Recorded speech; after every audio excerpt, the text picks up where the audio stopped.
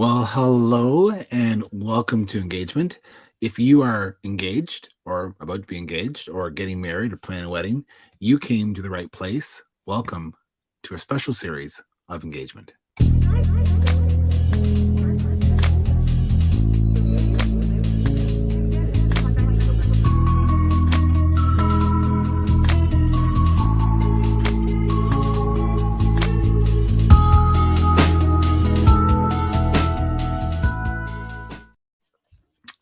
So I hear it all the time, and you've probably heard it more times than not. People say, "Hey, Doug, you're a wedding officiant, celebrant, if you will, and you have a show called Engagement on YouTube and Facebook.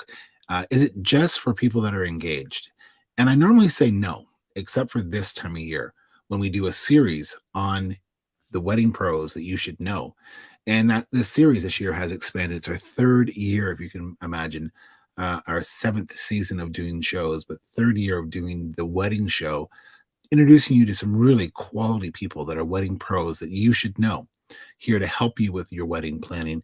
And we've made this series very concise and short in time span, but longer in interviews, so you can get a much larger, deeper look at who's out there. So I want to get right down to it. I've got two really dynamic, two very different vendors on today that I think you should know, and they're quality people.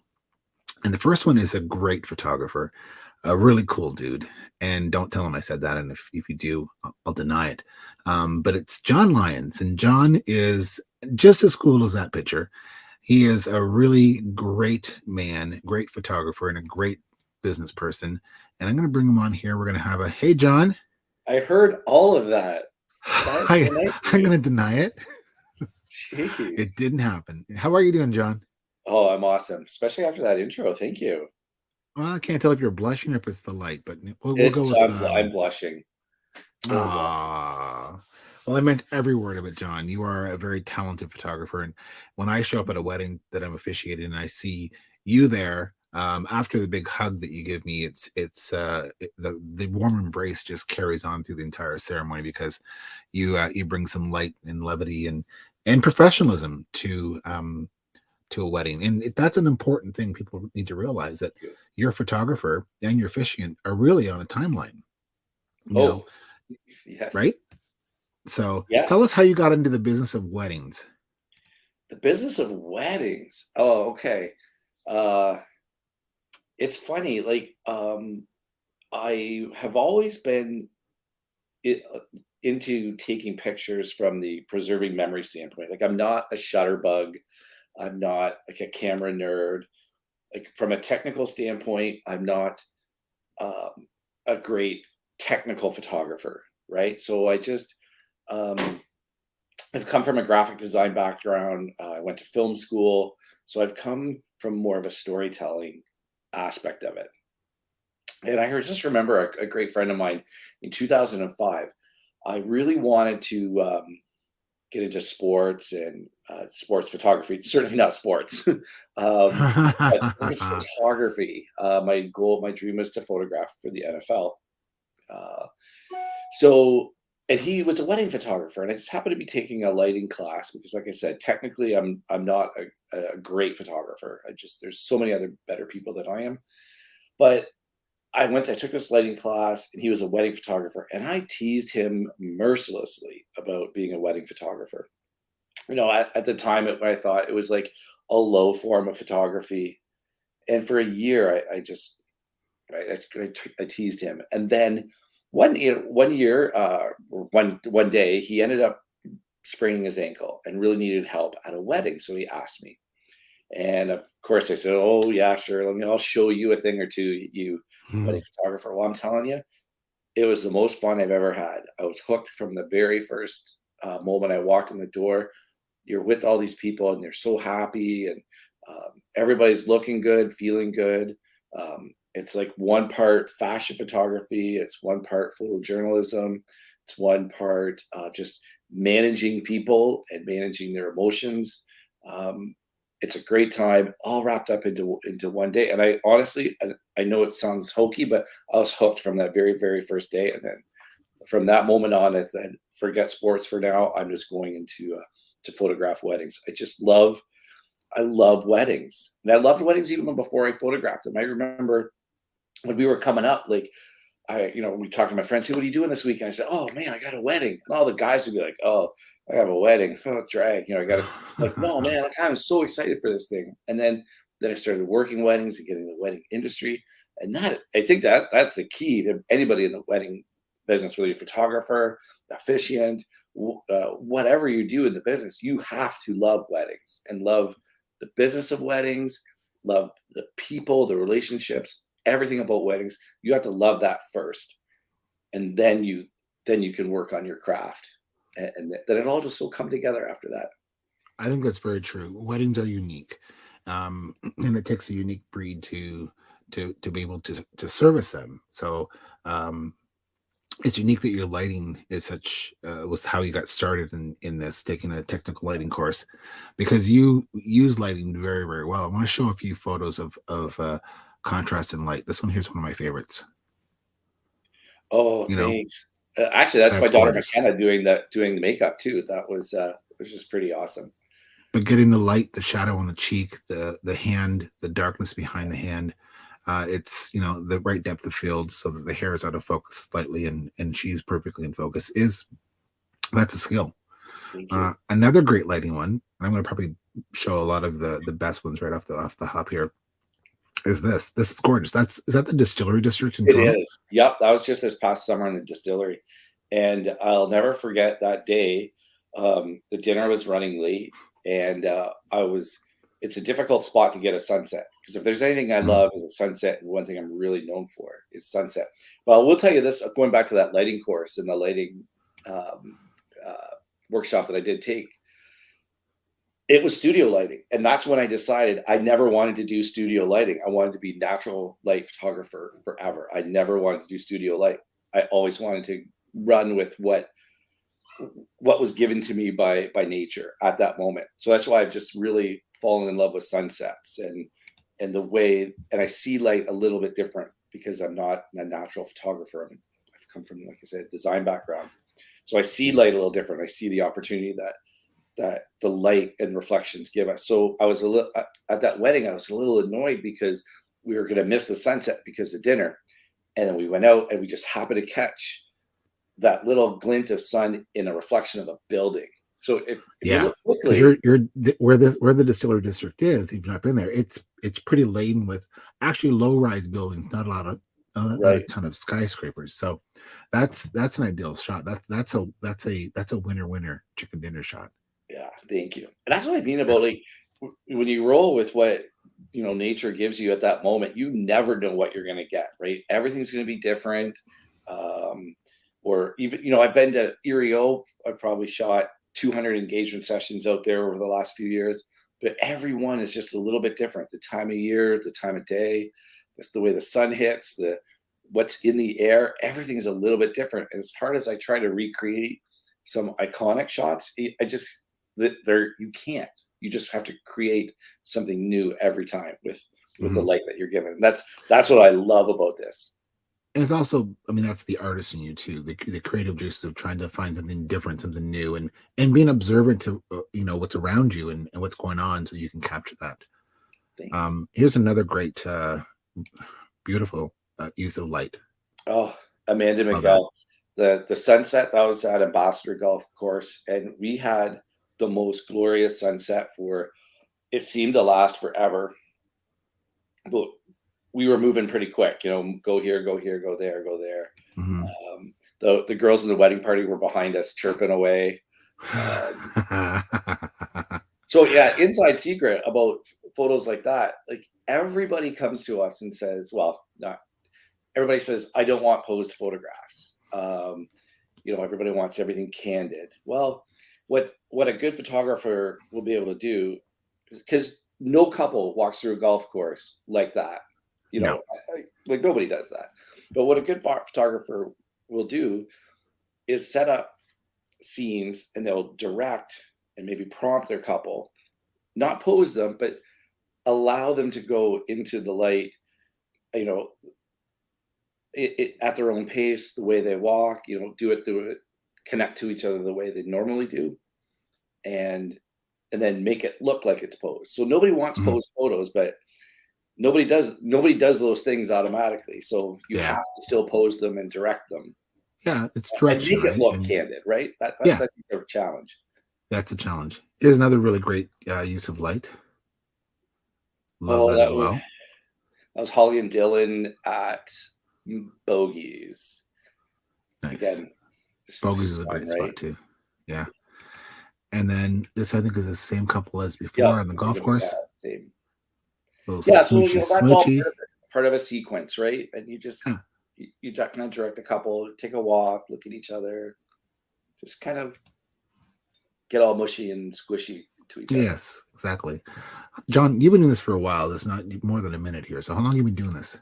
So my first wedding on my own was April 1st, 2006. So Wow. that would mean in 2003. So what am I going into my 18th wedding season?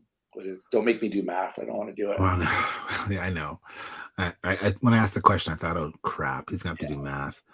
But I do Um, know that sometime last year I hit 400 weddings. I'm not sure which one nice. it was. Um, and I was on pace to do it the year before that, but COVID, of course, ruined that. But yeah, Hmm. about Hmm. 400 weddings over Nice. Nice. 17 years. Yeah, 400 creative, unique, individual weddings. Thank So you. it's hard to do that. And Um, it's funny, we joke about that. All weddings are, the weddings. There's a formula, right? But they're all different. You know, mhm. and certainly for the first few years, it was ceremony at 1 o'clock in a church, go take your photos, have a cocktail hour, get to the venue at 5 o'clock. It was a formula. And certainly these days, there's so many more options available. But even though there was a formula, the wedding formula, every single event was different and amazing in their own right. Like, even though they kind of follow the same playbook, guys are here, girls here, they're all different and they're all amazing Mhm. because there's, the way they look, the way they feel, all the emotions. It's just a big giant cake recipe of awesomeness that just Cake recipe of happens. awesome. Wow. Wow, John. That's awesome. A couple more I want to show of yours before we move on. Gorgeous, happy couple, striding along the garden. Yeah, we were Beautiful. seeing that was at Willisted. Hmm. The one thing I remember about that day was it was hot. Oh my Yeah, god, it was hot. It was like the last weekend in August. nice. Yeah, Williston was a very popular spot for a lot of Yeah, weddings, and it was, for a lot of photographers, it's hard to sort of recreate or do something they hadn't done there before because there's certain things like the staircase and the entrance and the right. garden. So, But you know what? but Like, every photographer is really good at kind of finding their own way style. of doing it, Yeah, right? yeah. Whether it's how they balance the light or they pose the couple. It's funny, like, you can tell. I just saw on Instagram today, somebody shot a photo on the staircase at Willisted, and I recognized the scene right away. But then as I took a closer look, it was uniquely that photographer's style. And you could tell, even though it's the same vibe, same look, like, it was different. And um and the thing of it is, just because I've shot something, 100 times or 50 times, it's the first time for that couple, Hmm. right? Hmm. So, and that's the Yeah. important thing to do. And it's hard sometimes just to stay motivated for that couple who it's their first time at that venue, or it's their first time. And you rely on your muscle memory to get it right, but you still have Hmm. to dig into your creativity to get it right and get it different and make it awesome and Yeah. creative. Exactly. I think that you mentioned something that sort of tweaked on me is a lot of wedding pros have a style or a perceived style. Mhm. And that's unfortunate because sometimes you get painted as only doing that style. Maybe someone you photographed, a bride's wedding, then her brother got married and they didn't call you to do his wedding because they didn't want the exact same thing. There's a lot Right. of that going on. But if you talk to your wedding pro, your wedding photographer, your cake maker, your officiant, and you say you did so and so's wedding, and I don't want any of that, I Mhm. think everyone in the industry is creative to say, I can make a complete left turn and do something entirely different because typically we are creative beings, and we've done enough of them. We know that we can do something different than what we've done before. So it's important to have that kind of conversation with your pros. Yeah, it is. And I think, like, over the years, I've done families where I've done their siblings. In one family, I did all three sisters, and every wedding was a little bit different. They're all at different venues, and just, they're different. They're different people. They have different Mm-hmm. styles. But I've also not gotten siblings' weddings before because they didn't want this, what they thought might have been the same thing. Right. But I think you touched on something, and it's like style and consistency. Like, anybody who's seen my work over the last, 15 years knows what my style is. And if they want dark and moody, or like that, like the sepia tone or some sort of toning that, I just, that's not my style. And I have no, there's some amazing photographers that do that and do it so well. And I've Mm-hmm. tried doing that look, and it doesn't work with how I shoot. So I don't. And I want my photos to look natural and, timeless. So that in 5 years, 10 years, it doesn't look like it was shot, in 2022 or 23. But Absolutely. there is a place for that, that's over stylized look. So, because you do want to be able to look back and say, yeah, this is what things look like at that time, not unlike Mm-hmm. hairstyles or clothes, right? This is how we process photos. But so yeah, that is a little challenge for me at sometimes. I try to be consistent and always have I don't want to say a look, because people have been looking at my website, they see the work and they see themselves in that. And if I delivered a completely different look to them, I think that they would be disappointed. Like, this isn't what we thought we were getting. Mm-hmm. Mm-hmm. So Very it is a true. little bit of mixed bag, because you do want to kind of keep it fresh, keep it creative, but still deliver on a consistent vibe that you've been Mm-hmm. promoting. Absolutely. Here's another one I want to show before we. I love this one here. Oh, I love that couple, Steve and Vanessa. That's up at in Grand Bend at is it Oakwood? Oakwood, yeah, yeah, gorgeous spot too. Yeah.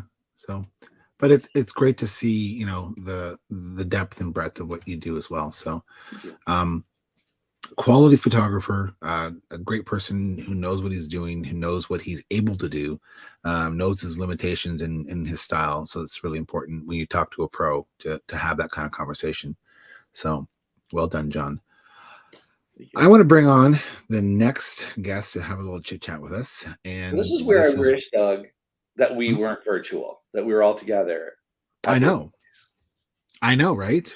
Well, I agree, and it's funny because this whole broadcast started 7 seasons ago because of COVID, and I had Wednesday nights free, and I thought, well, what am I going to do on a Wednesday night?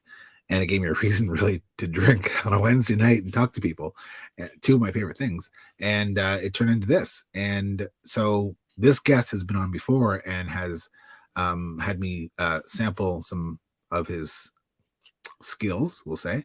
And that person I'm talking about is Craig. And actually, Craig's wife is also going to join us, Lorianne. And he is from Memory Lane. And it is a beverage bartending service. And it's in a really cute, I don't know if we call it a wagon or a trailer. I'm not a farm boy, but it's a really cool way to have a bartender show up at your wedding. So let's bring them in here. Craig, how you Hi doing, guys, buddy? how you doing? Good, good. I brought you in early. Well, I brought you in as fast as I could, mainly because I wanted to have a little toast, a little cheersy, cheers, a little sippy sip. And John, I know you've got one. It's a margarita. And last week was National Margarita Day. Yes, It last was. Wednesday was the National Margarita Day. So I'm a week late. That's not uncommon for me. But cheers to a Cheers. margarita. A mighty good one too, by the way. So, So, Craig. so just so you know, Doug, it's an old horse trailer. Okay. I thought it looked like a horse trailer, but It I is. don't know. It's a very cute wagon or trailer. I'm going to show pictures of it actually, so people know what we're talking about here. But how did this end up to be? How did you end up thinking, hey, Hey, Lorianne, let's buy a trailer, convert it into a bar, and let's pull this thing around town and do events and weddings and Well, corporate events. And in all honesty, I'm going to let Lorianne explain that because it was Lorianne that said, "Hey, honey, let's buy a horse trailer." So this is my wife, Lorianne, and she's the hey, brains of the Lorianne. operation. Hi. Yes, it was me. I found this horse trailer and I said, I found this horse trailer. We're going to buy it. And he was like, what? Why? I said, well, we'll figure it out once we get it home. And then we got it home and we had to take it apart and we rebuilt it. Again, during COVID, boredom. Yeah, it all hit all at once. Needed something to do. And then we got thinking, wait a minute, I'm supposed to retire. So we need a project to do when I retire because I'll go stock raving mad. Mhm. So it turned into a mobile bar. Nice, nice. Yeah. So with my, like I said last year, you and I used to work at the Wheels years ago. Yeah. But I went on to manage, scooters and Red Barrel and all that. And Lorianne does some event planning. She's been doing event planning. She's an educational assistant in the school system and has done school graduations, family weddings, bridal showers, that type of stuff. And we happened to be over in Prague about 6 years ago. And when we were over in Prague, these things are huge over there. Mhm. They run them as what they call gin bars, and they're all horse trailers. And we kind of got the idea from that. And when we come home, unfortunately, like Lorianne said, it wasn't just that it became a COVID project. It took us, almost 4 years just to find this style of horse horse trailer so that we can convert it.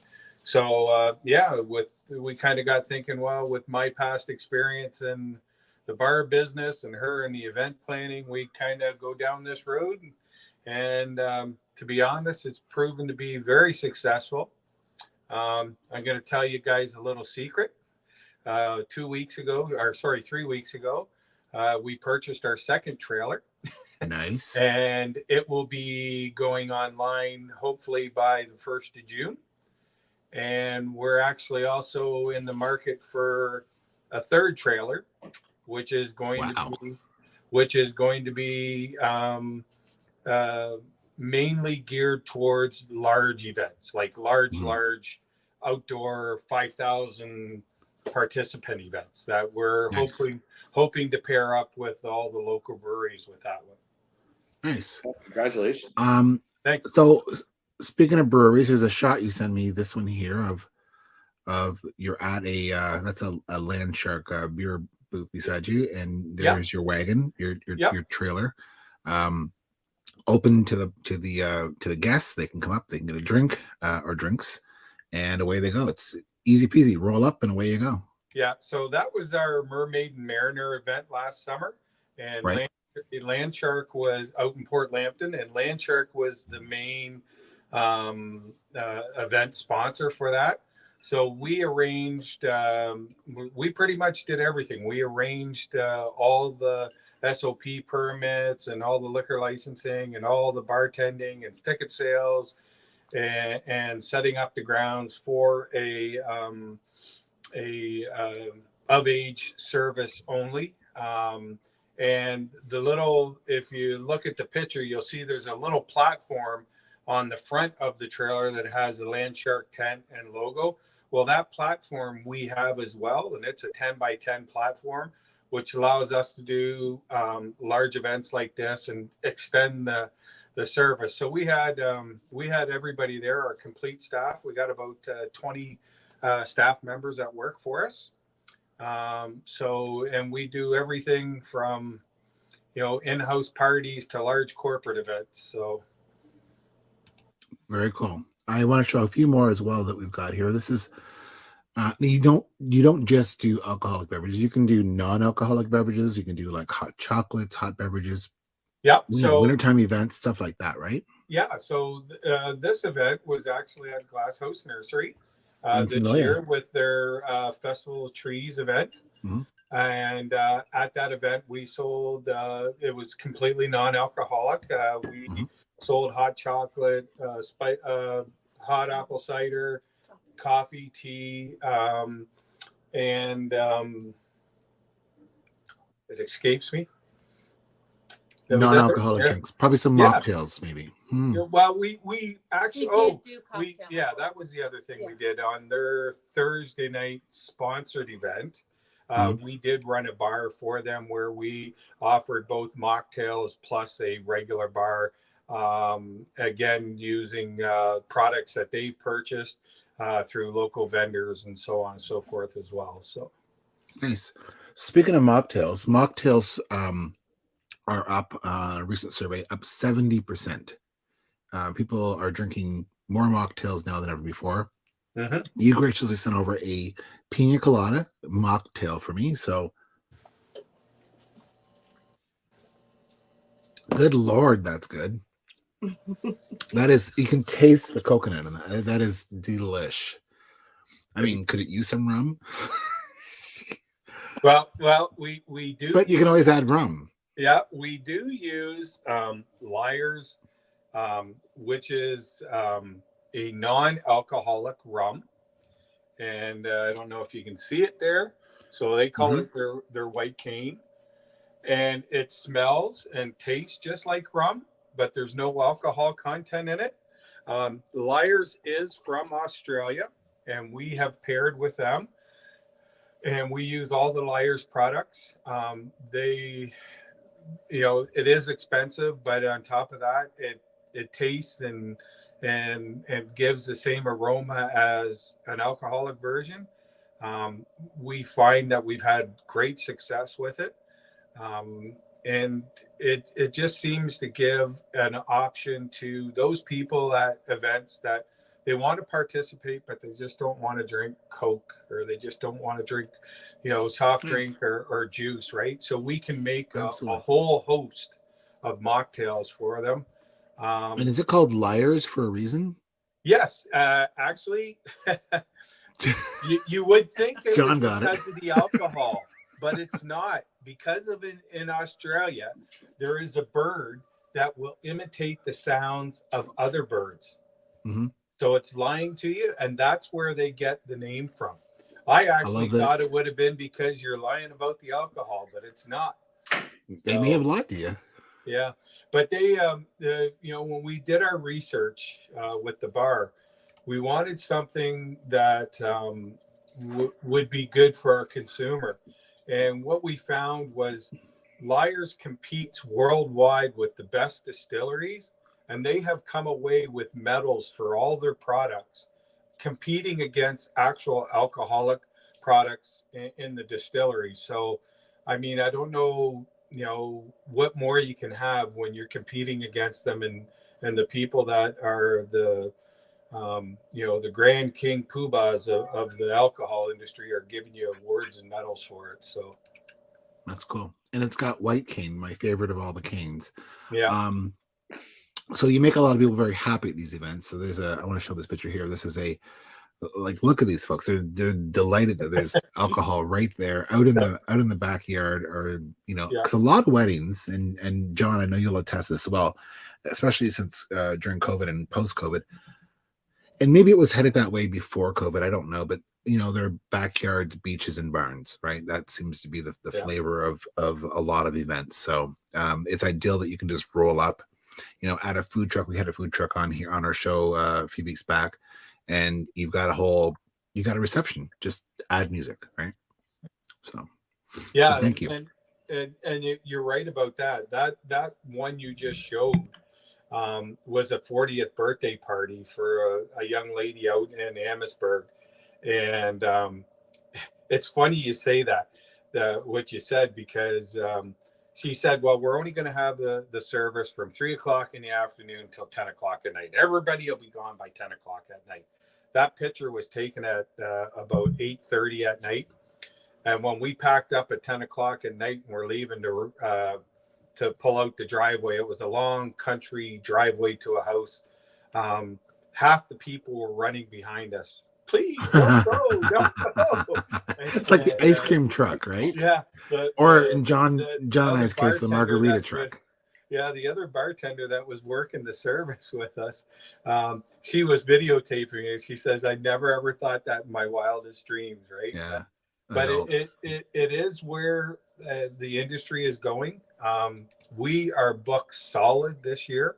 That's why we brought on the second trailer. But it's not just weddings. I bet you 60% of our business is private parties and corporate events. Mm-hmm. Yep. And it's not just weddings, but I mean, we have the trailer set up today in a normal, and I'll say normal bar situation where we can do a keg service, any drink that you want. But normally we also have a slushy machine in here. My wife is the creator of the beer slushies that people have been talking about in and around town. We've been at Sons of Kent, and we've been at Red Barn for their events, and she has created a menu of beer slushies that seem to go over like hotcakes. So yeah, we will create anything. Our bartenders are all bartenders. We don't just go into an event where it's your standard rye and Coke or whatever. Our business is part of the International Bartenders Association, and every year we get the top 100 drinks worldwide, and we provide that menu to our staff and to the event organizers. And if they want to pick a special drink off that, we'll make that drink. Or if the alcohol has been purchased and we have whatever alcohol we have, if you pick a drink off that menu and we got it, we'll make her, baby. Nice. Good. So you guys have been, and I've said this before about events. This is a wedding event sort of show or series of shows. But you take the wedding out, it's still an event, whether it's corporate. I mean, you can hire a bartender and a photographer for a birthday party. You can hire a bartender and a photographer for an anniversary, celebration, a bar mitzvah, whatever you might want to have. So, I mean, just take the word wedding out. If you're not planning a wedding and you think, well, this isn't for me, this series is, doesn't suit. It does if you take the wedding out and think beyond that. So, you can pull the wagon into anywhere and provide service for them to enjoy. So, I want to talk about some wedding tips because we've all been around the wedding industry or event industry, if you prefer to look at it that way. So let's have a little session of some tips. So hang on 1 second.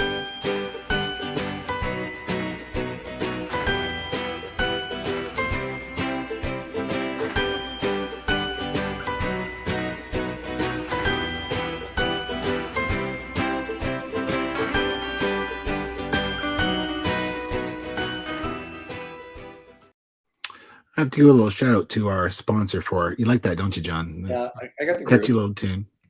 A big shout out to With This Ring. They are sponsoring this series, and they're sponsoring the tip portion. We are also creating a booklet that's downloadable towards the end of this series once you collect everyone's tips. Sort of your how-to guide for planning your day. So, John, do you have any? You've seen a ton of weddings, 400 plus. So, any tips for us? Can I give you two? Absolutely. And maybe I'll come up with a third as I'm talking. One, and I really discovered the difference during COVID, but try to meet personally with your photographer. Because obviously during COVID, I had never done a virtual meeting before, and then COVID hit, right? And then just about a month ago, I had my first in-person consultation in 3 years. Anyway, my tip, meet with your photographer, and the work might be good.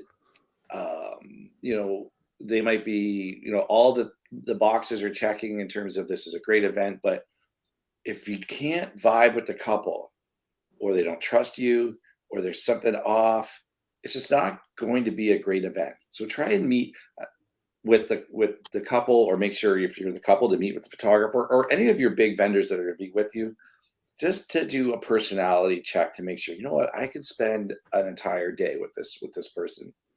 Because we're with you from quite often 10 in the morning till 10 at night, or sometimes even longer, right? So you better like us. Mhm. And number two, when you do meet with a photographer, ask to see a full wedding or two. See what they can deliver, what's their final deliverable, whether it's like all 6, 7, 8, 900 photos, whatever it is, ask to see them. Because right now, like, everybody's good, right? Like there's no bad photographers right now, right? Like there's the barrier to entry is so low. Everybody's good or good enough. And anybody can create those one or two iconic Instagram photos that just, go, oh wow, I want this person. And then they see the deliverables and it's just like, oh my gosh, they Mhm. missed a kiss, or they missed, grandpa, or they missed whatever. Make sure that you see everything. A wedding is more than those one or two iconic Instagram photos. It's the first look. It's the first time your parents see you. It's walking down the aisle. It's a series of, one or 200 amazing moments all stitched together into a great story. So make sure the photographer is equipped to handle that and to visualize it and to see it and to deliver it back to you. So those are my two things. That's awesome. Very true. Very, very true. Craig, anything, or Lorianne? Well, I'm just going to start with, I'm going to give you two tips as well. The first one is, like you said, reach out to the professionals. In our industry, and it's an alcohol-based industry, liability is huge, huge. Mm-hmm. And as of November of last year, the Alcohol Gaming Commission of Ontario changed the requirements for Smart Serve. So anybody who received a Smart Serve certification before July 1st of 2018, their Smart Serve certification expires this year on July 1st of 2018. And they will be required to take a new course to recertify. And the reason for that is because of the legalization of marijuana.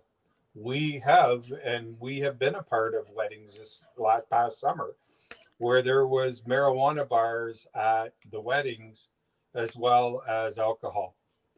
And there is a huge liability component with that now in with the Smart Serve, and everybody has to have it. So for those people who think that doing these events on their own by bringing a person in who's Smart Served or a friend of the family, there is some huge liability, and understand what that liability is. That's one of the things that we take off your table when we come in as professionals. That's the Nice. first tip. The second tip, and I'm just going to reiterate what John said: meet with us, meet with your bartenders, understand what you want to have happen that evening, have your protocols in place. Like when we sit down with our clients, we tell them there are going to be people that get cut off. That's the nature of the business. How do you want us to handle that? How do you want us to cut them off? Who do you want us to tell? How do you want us to go about it? Just so that, it's not a big show. We don't want anything like that ruining your day or your event. So we want to have a game plan in place for that. Smart. Very good. Excellent. Great tips. This is why you have wedding pros. This is why you have event pros, because they've seen a lot more than most humans have when it comes to events. So thank you guys both very much for that. I want everyone to realize that we'll be also having a roundtable coming up at the end of the series, where people can send their questions in and get some answers from all the different vendors and pros that have been on the show. So you guys have been great to talk with. Cocktails are always fun to have around the table for a talk. Any closing remarks you guys have that you want to share with people? No, it's awesome to be here and chat with you, Doug. I've known you for, gosh, how long have I known you? A long time. 25. I had a lot more hair. You haven't lost any of yours, but I lost all. No, but it's totally different color than it used to be. Nordic white. Nah, it's Nordic blonde. Rebranding. Nordic blonde. Nordic Yes. blonde. Nordic blonde. Yes. Yeah. No, thank you. Really appreciate this. It's great to get on and talk wedding business with y'all. Yeah. Well, it's people are and rightfully so, a little gun show when it comes to planning a wedding. They've never done it before. And whether they want something that's grand or very small, and nonetheless, planning has to happen. It just doesn't fall into place. So, getting a photographer in place, getting a bar in place, getting an officiant in place, and having them all sort of singing on the same page is extremely important so that you have that continuity. So you should share the notes with your officiant, that you share with your photographer, that you share with your bar, so they have an idea of exactly what the theme is. Because I know for me, being front and center, if they ask me to dress in a certain way, I do so. And I'm sure that Craig and his team would also dress a certain way. Now, John, there's nothing wrong with the way you dress, but I realize a lot of photographers like to be in black, try to not be noticeable. They're, in the background, and that's for a reason. But I'm sure if we asked you to wear, a hula skirt and those coconut bra, you'd wear that too.